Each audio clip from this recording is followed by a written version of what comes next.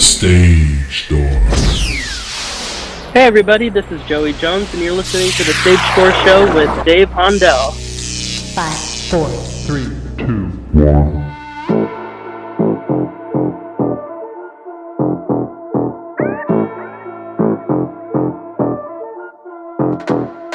If loving me's a crime, baby, make it do the time. Cause you know I'm the only one that is running through your mind. No need to feel shame, cause you know I got game. But just thinking you can find better is a lame.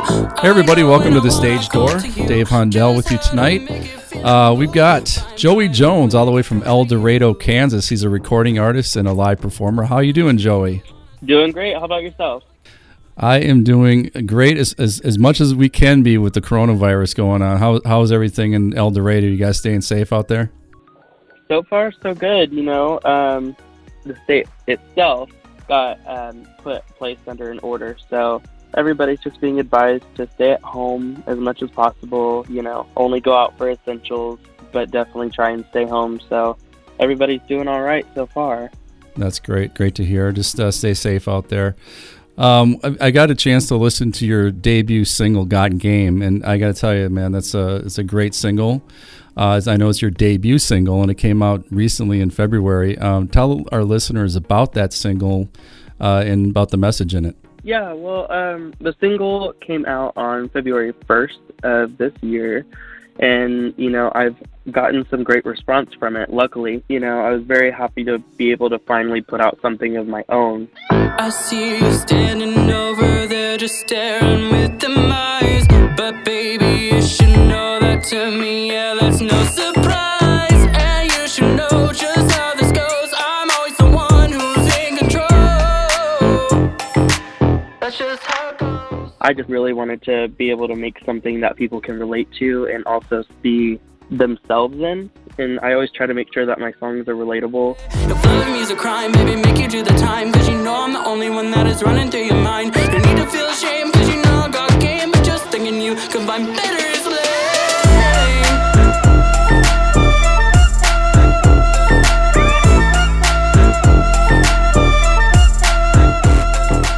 I just want people to feel good about themselves because, you know, there's definitely been times in my life where I look to music to have a better outlook. Oh, that's great. Now, what is your inspiration? I mean, what inspires you to write your music? I would say self-therapy. You know, like, and it's really weird to think about sometimes, but for me, I've always looked to music as a way to, you know, cope with things or to feel. And so when I listen to artists like Ariana Grande or Shawn Mendes or, you know, just a lot of mainstream at the moment pop artists, I always am able to find a song that I can relate to within one of their albums or multiple songs that I can relate to. And for me, it's more of being able to represent something honest and true from what I've been through or what people around me have been through, and being able to help other people while helping myself, if that makes any sense. It does. I think any art, no matter what it is, whether music, you know, painting a picture, you know, it's Steve Soderbergh when he accepted the Academy Award in the mid-2000s.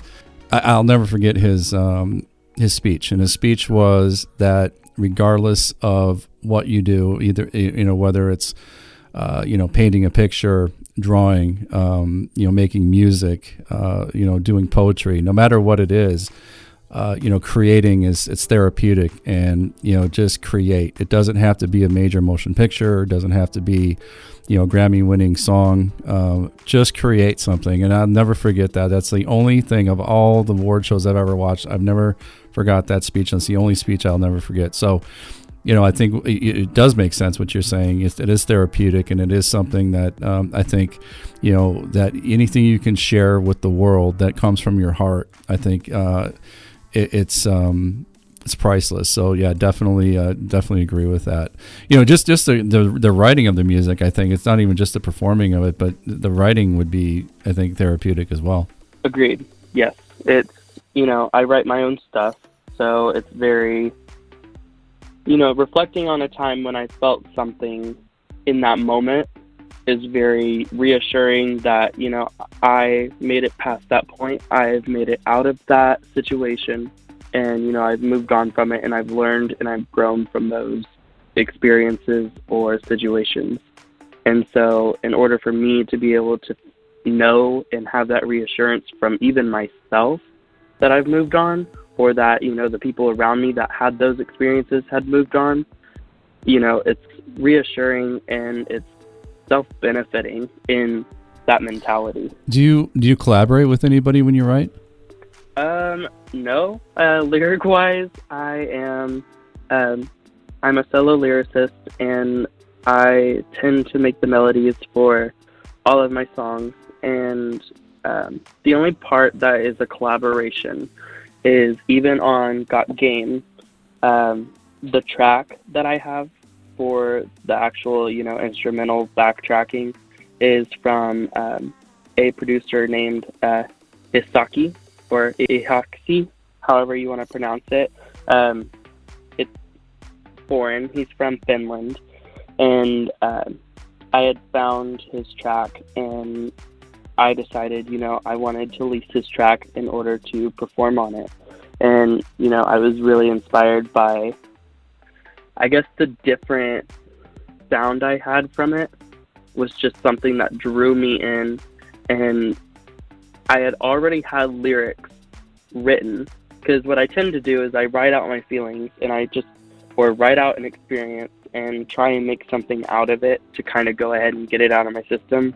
Or if I think of something that I'm like, I've been through this and these lyrics are coming to mind, I want to make something out of it. So I have my notes folder. I have a lyrics folder in my notes on my phone.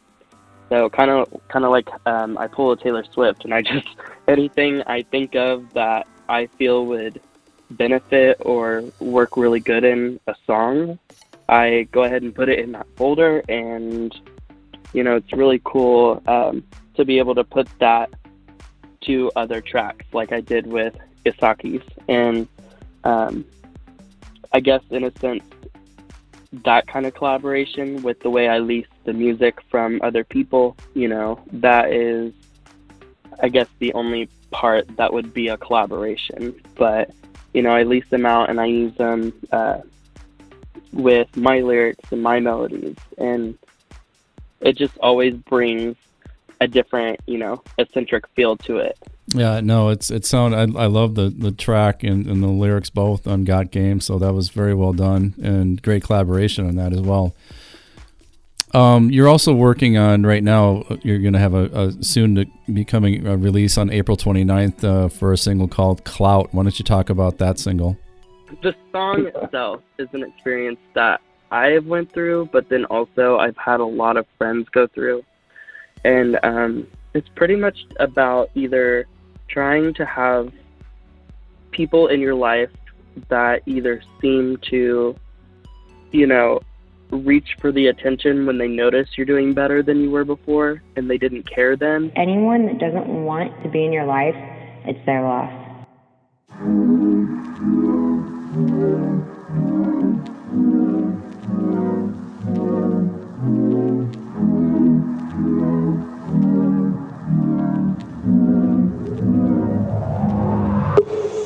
Exes now be hitting my line, 'cause you know what the lost in time. But now it's me that they don't see for free. Or, what I actually reference to in the song is exes. And, you can take exes and reference it for anybody else. You can take that one word out and just think, oh, well, I've been through the same experience. Maybe it wasn't an ex, but, I had the same thing happen because I was thriving after, I wanted someone to be in my life.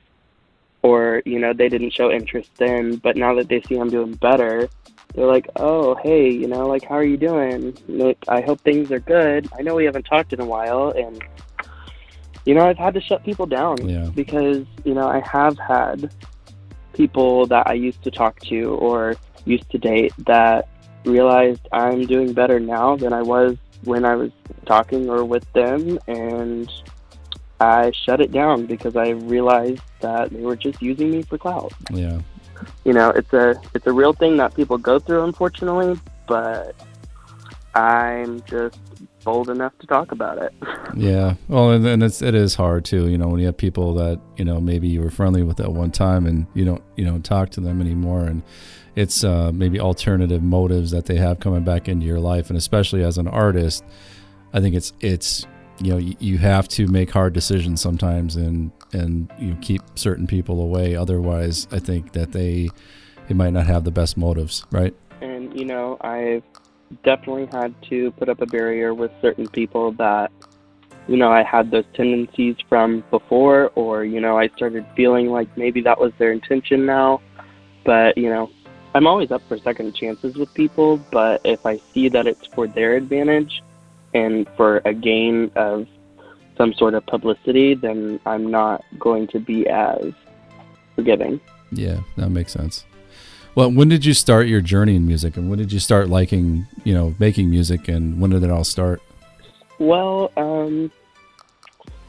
that's a hard question because I've always been attracted to music. I've always wanted to sing. I've always wanted to, be involved, whether it was just vocally or, I started singing when I was in grade school. And, it's actually really funny because when I was in middle school, I was going to middle school in a school called Spring Hill Middle School in Bentonville, Arkansas. And I did this talent show, and I just always laugh so hard when I think about it.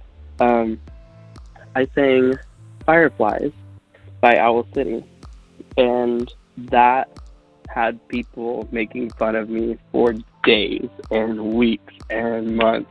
But I feel like, the main reason that people made fun of me was because, I went up there and just had all the confidence in the world and didn't care what anybody thought. And, was at a time where I was finding myself musically. And, being able to be up there and so confident and not really care because it's a goofy song. It's not a song that, everybody's just going to be like, oh, yeah, I love that song. But, I've always liked that song. It was something I related to, the feeling, the hype of it. And, to this day, I had one of my friends, she goes, you should put that on an album someday because I feel like that was just when your love for music really hit. Like, even though you had already been singing before, that's when you really wanted to perform. And I was like, that's really weird that you remember that, but yeah. Going from grade school up until high school, I was doing performing, like in the sense of theater and choir and show choir. And up until my freshman year of college, I actually had a scholarship for Butler Community College here in El Dorado, Kansas, and was doing headliners. So I was doing show choir even in college, and that's what had me leaving college with money in my pocket. Like, music has always been a source for me to be expressive and me wanting to show people that you can do whatever you want to do no matter what, and nobody should stop you. And that's always what music has taught me. That's a great message.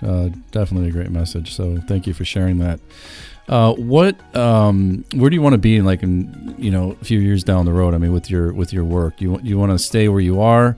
Do you want to branch out into a bigger market? I mean, what are your plans? I loved my hometown, which I call it my hometown. I was born in Greenville, Mississippi, but El Dorado, Kansas is where I've spent most, so I always call it my hometown.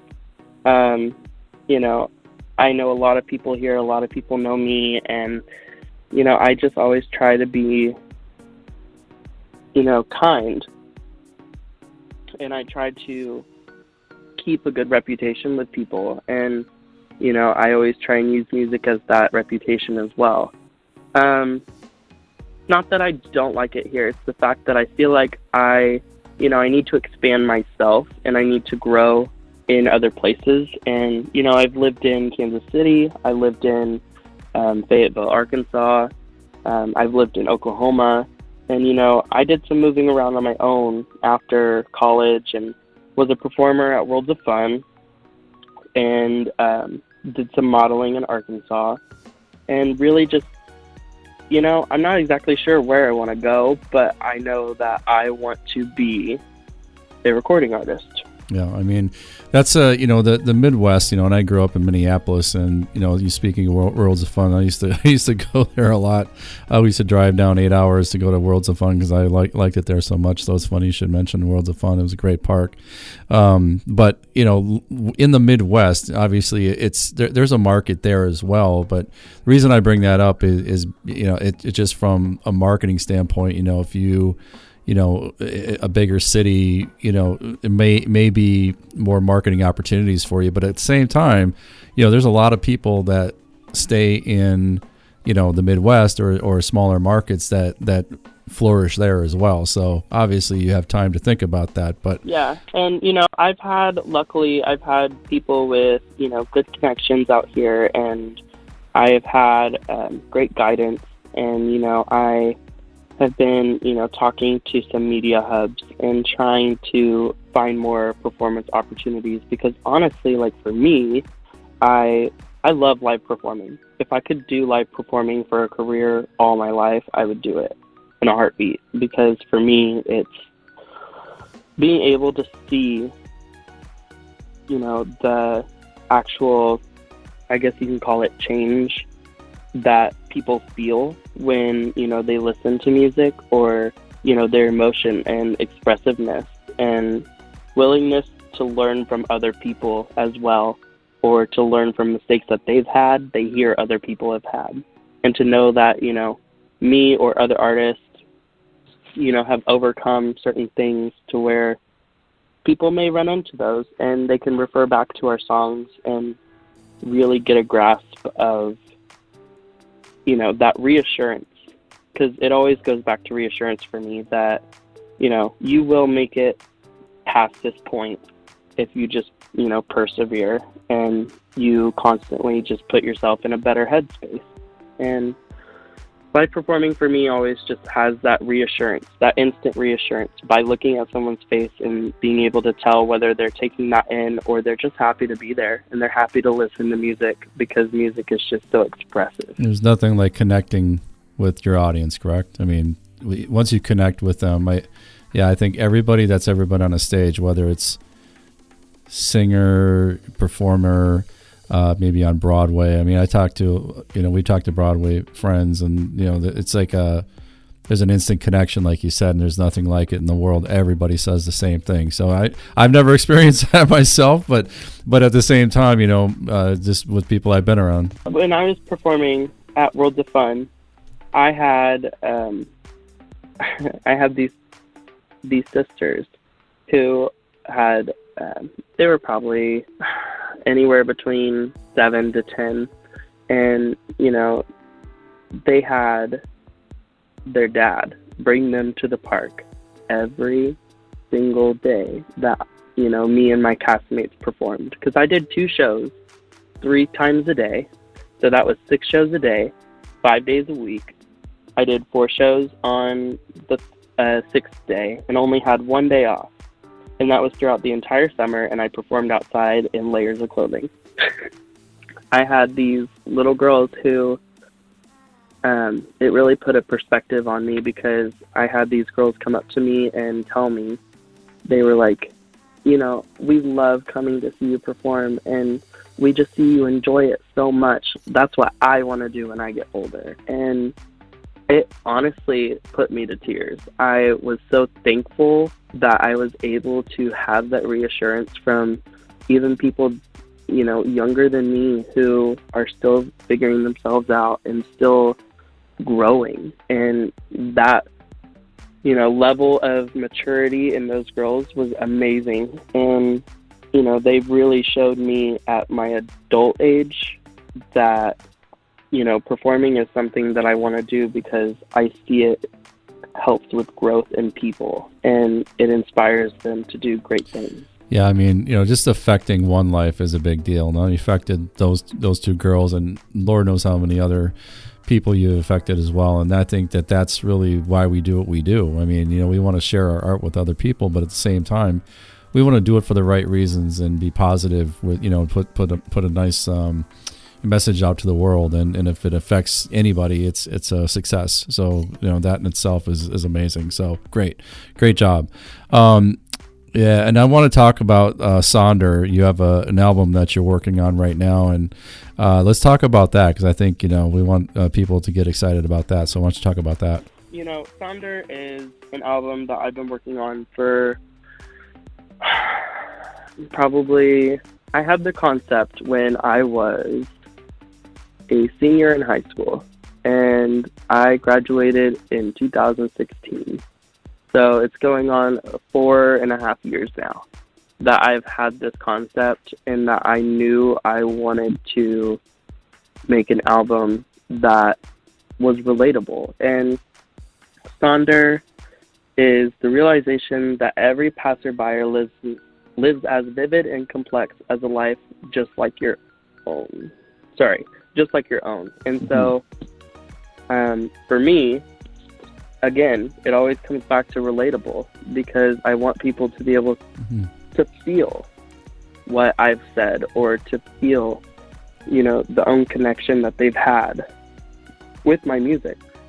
I just want people to be able to have that relatableness and, the fact that every passerby lives as vivid and complex as a life as your own was just so powerful for me. And I wanted something that was very powerful but short and sweet as my title. And Sonder just fit. And I have, again, had that concept for 4 years. I wanted to put anywhere between 8 to 12 songs on it. And I'm pretty sure if I decide to throw in some extras, cool. But I have written lyrically about maybe 3 albums worth of music that I just haven't put out.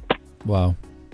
You have plenty of time to do it, and I think I'm excited to hear this music. And where can our listeners go to find your music, and what streaming services do you use, and how can they find your stuff? Well, most of my stuff is actually streamed worldwide. So I am in places like India. I am on Spotify, Apple Music. I'm supposed to be on Pandora, but I guess I'm having to figure out what's going on with that. I'm on YouTube. I'm on, most major streaming platforms like Tidal and Amazon Music and iHeartRadio. I'm on all of those platforms and so much more because the distribution I use really tries to make sure that everything is wide stream and worldwide. So I was very appreciative of that. And I'm even on TikTok. You can make a TikTok with my song. That's awesome. So where can they find you on social media? What kind of social media platforms do you have? Social media, I am very, very avid about Instagram. So you can find me at joeyjones.official on Instagram. You can find me on Facebook. For the ones, you can find me at Joey Jones. So facebook.com/dancer380. And, those are really the only 2 that I use for music. Again, very avid on Instagram. So if you're really looking to see anything that I do or post or release dates, you can always look on there. But I do have a website. It's joeyjones.bandzoogle.com. Okay, that's awesome. Again, make sure you guys check out his social media, check out Spotify or any other streaming services and search Joey Jones. Again, Got Game is out right now, and we got Clout coming out on the 29th of April. So we have a lot of music on the way with his new album called Sonder. So be watching out for Joey Jones. And Joey, I can't thank you enough for being on the show. You're a really, really good guy, and I really appreciate you coming on to my show, because I wish you nothing but the best of luck in your career. I think you're going to go places here. No, thank you so much. I honestly, it means a lot that, you had me on, and I'm very excited, and I definitely appreciate the opportunity. So thank you so much, and thank you to everybody who's listening and, really focusing in on independent artists. Thank you so much, Joey. Thank you.